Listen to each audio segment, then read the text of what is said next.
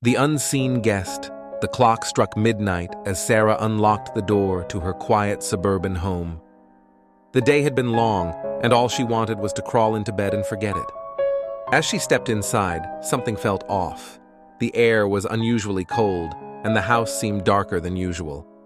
She brushed it off as her imagination and flicked on the lights.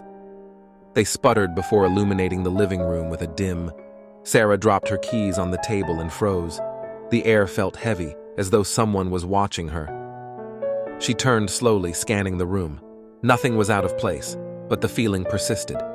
Her breath quickened as she walked down the hallway toward her bedroom. The hairs on the back of her neck stood on end, urging her to turn around, to look behind her. Reaching her bedroom, Sarah found the door slightly ajar. She was sure she had closed it before leaving that morning. She stepped inside and immediately felt a presence, though she saw no one. The room was empty, except for the faintest hint of a shadow in the corner, almost too subtle to notice. Her pulse quickened. A sudden noise from the living room made her jump. It was the sound of a chair scraping against the floor. Sarah's heart pounded in her chest as she crept back down the hallway, clutching her phone, ready to call for help. But when she reached the living room, it was empty. The chair was where she had left it. Yet the feeling of being watched only grew stronger. The lights flickered out.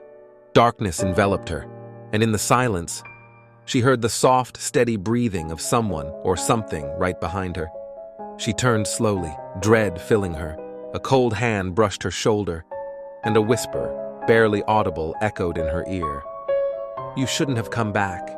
In that moment, Sarah realized she was not alone in her home, and now there was no escape.